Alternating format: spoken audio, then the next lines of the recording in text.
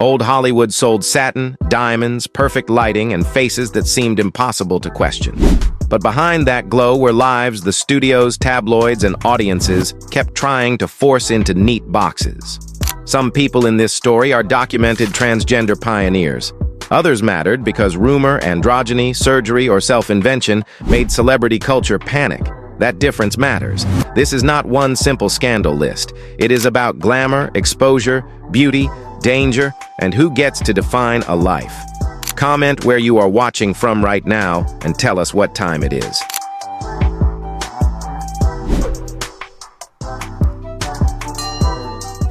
Caroline Cossey.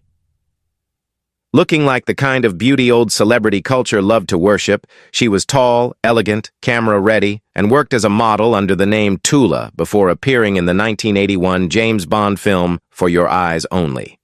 On the surface, it was a dream made from flashbulbs, magazine work, and the promise of international glamour. Then the glamour cracked.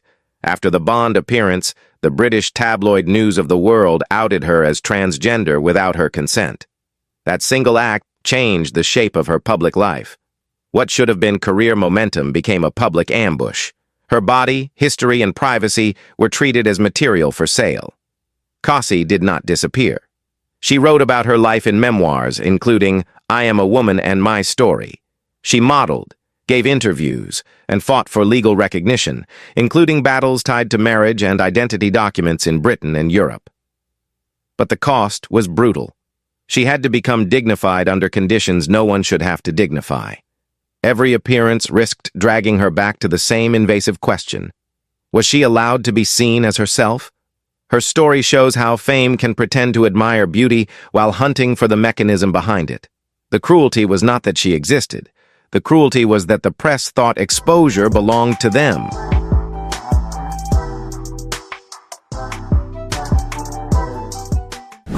Jorgensen. Becoming famous before the world had the language, patience, or mercy to understand her, she was born in the Bronx, served in the U.S. Army after World War II, then traveled to Denmark for medical care connected to her transition under doctors, including Christian Hamburger. In December 1952, American headlines turned her private transformation into an international event. When she returned to New York in 1953, hundreds of reporters were waiting at the airport. But Jorgensen did something the culture did not expect. She appeared composed, elegant, witty. She gave interviews, performed in nightclubs, lectured, and later published Jorgensen, a personal autobiography. The public wanted shock, but she offered polish, humor, and control. That unsettled people almost as much as her transition itself. The attention made her a symbol, but symbols are heavy. Every dress, sentence, and public appearance seemed to carry more than one person should have to carry. Admirers saw courage. Reporters saw a headline. Critics saw a target. She was expected to explain not only herself, but an entire future. She also had to correct myths, medical confusion, and crude jokes from people who thought curiosity gave them permission. Jorgensen's story is not just about being first in the public imagination. It is about surviving the moment when the world decides your private truth must become everyone else's entertainment, and still walking into the room with grace.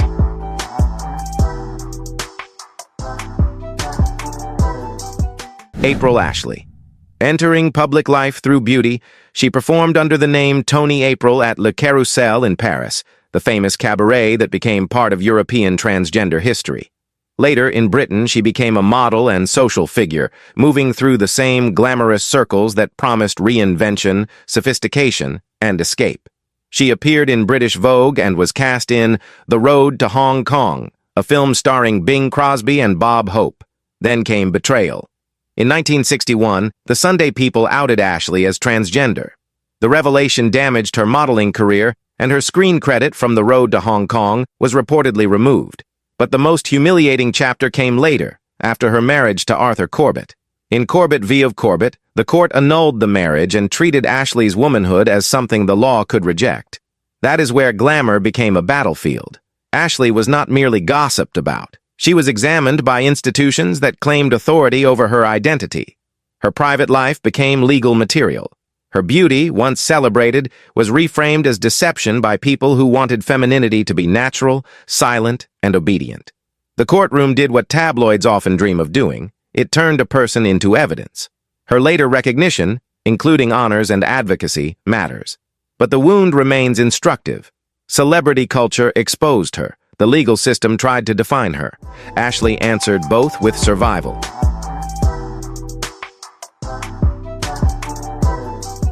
Candy Darling.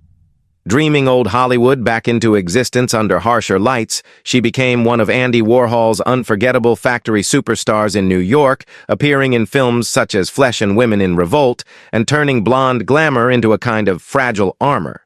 She was a muse to artists, photographers, and musicians. Cecil Beaton and Richard Avedon photographed her. Lou Reed folded her image into rock mythology. Tennessee Williams cast her in small craft warnings.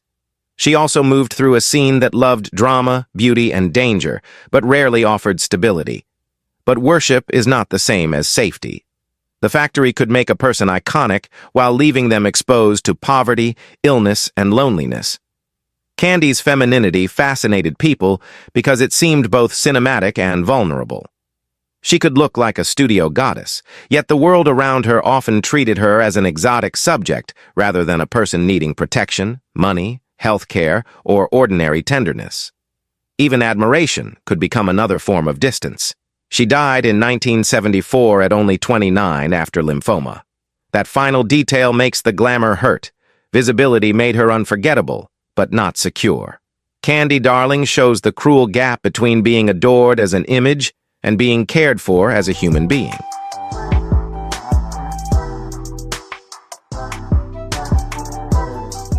Caitlyn Jenner. Bringing the old machinery into the modern media age, she was known worldwide long before her transition became public as the 1976 Olympic decathlon champion, a gold medalist who set a world record score in Montreal and became wrapped in American hero mythology. Later, reality television made that fame constant, domestic, and almost impossible to escape through the Kardashian-Jenner media empire. In 2015, Jenner publicly came out as transgender in a major televised interview with Diane Sawyer, then appeared on the famous Vanity Fair cover introducing Caitlyn to the world. The scale was enormous. Magazine covers, television specials, social media reactions, praise, backlash, jokes, arguments. Everything arrived at once, and every frame was treated as proof, confession, or controversy. This was visibility at maximum volume. And yet, the old pattern survived. The public still wanted before and after images. The press still wanted confession. Supporters saw representation. Critics saw an opening for attack. Jenner later became a complicated figure for many people, especially because of her politics and comments criticized by parts of the transgender community. But the media lesson is clear. Her fame proved that acceptance and surveillance can arrive together. Even in a louder, supposedly more accepting era, transition could still be turned into a national spectacle. The closet had changed shape. The hunger to stare had not.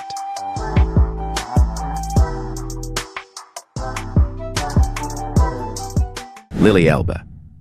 Belonging to an earlier, more dangerous chapter of transgender history, she was born in Denmark in 1882 and became known in the art world as a painter and through her marriage to illustrator Gerda Wegener. Gerda's portraits helped make Lili's image visible, first as art, then as something closer to revelation. But beneath the paintings was a life pressing toward recognition. In the early 1930s, Elbe underwent pioneering gender-affirming operations in Germany, connected with the medical circles around Magnus Hirschfeld and later doctors in Dresden. The risk was immense.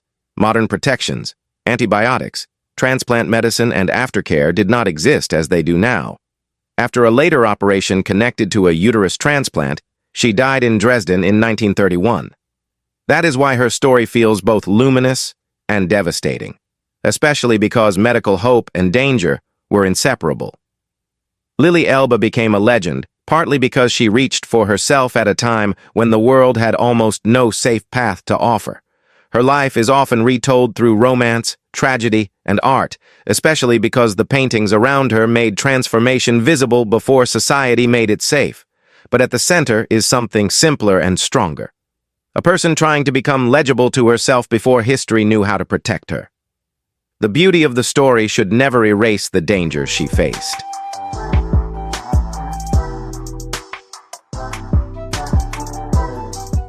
Amanda Lear. Included carefully as ambiguity rather than verdict, she was a model, singer, television personality, and muse connected with Salvador Dali. In the 1970s and beyond, she built a career out of glamour, voice, wit, and a deliberately mysterious image. She also became a disco figure in Europe, where her deep voice, multilingual persona, and icy style made her instantly recognizable. Around her, rumors about gender circulated for decades. Some biographies, press accounts, and stories connected to earlier cabaret circles claimed she had a transgender past.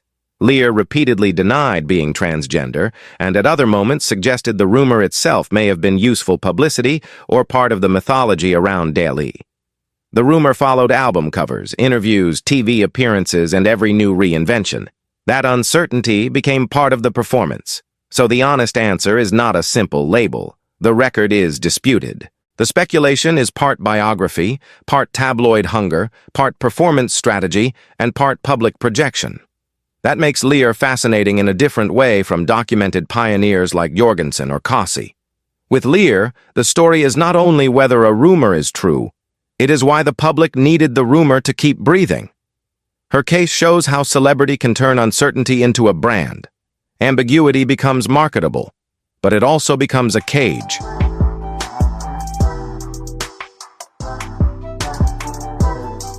Roberta Cowell. Breaking the expected visual pattern of this story, she was not remembered first as a cabaret beauty or Hollywood muse. She was a British racing driver, engineer, and Royal Air Force pilot who flew during World War II. Her life involved machines, speed, danger, and the masculine mythology of combat. After being shot down over Germany, she became a prisoner of war, which gives her biography a level of drama no studio could have invented. That is what makes her transition so powerful in historical memory. Cowell became one of Britain's earliest known trans women to undergo gender-affirming surgery and received legal recognition in the early 1950s. Her story broke publicly in Picture Post in 1954, alongside autobiography material, but it did not fit the narrow stereotypes the press preferred. It was easier for newspapers to sell novelty than complexity. She forced a contradiction into view. If trans femininity could exist inside a former fighter pilot and racing driver, then the culture's easy categories were weaker than they looked. She also challenged the lazy idea that trans history belonged only to nightlife or show business. Her later life became quieter, even lonely, and her death was not widely reported until years afterward. Cowell's story shows that courage can be famous, then forgotten, when it asks history to rethink the shape of a woman.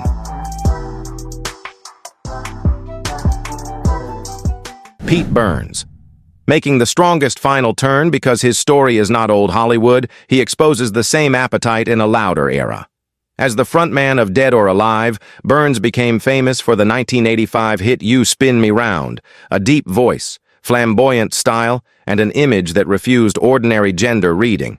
He looked like pop music, punk nerve, nightclub danger, and living sculpture all at once.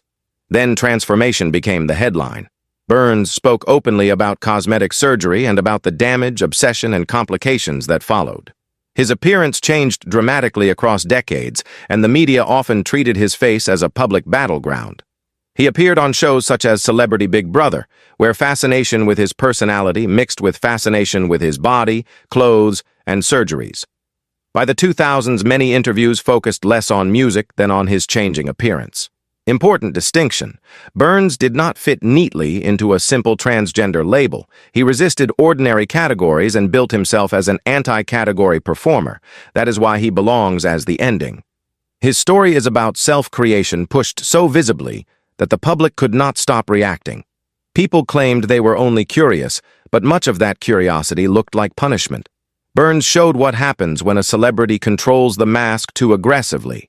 The machine does not merely expose secrets. Sometimes it attacks anyone who dares to make transformation the point. These stories are not all the same, and that is the point. Fame turned difference into fascination, then often denied people control over their own meaning. Which story feels most misunderstood to you, and why? Tell us in the comments below right now, today below. Thanks for watching. Don't forget to like, comment, subscribe, and hit the bell for more untold stories.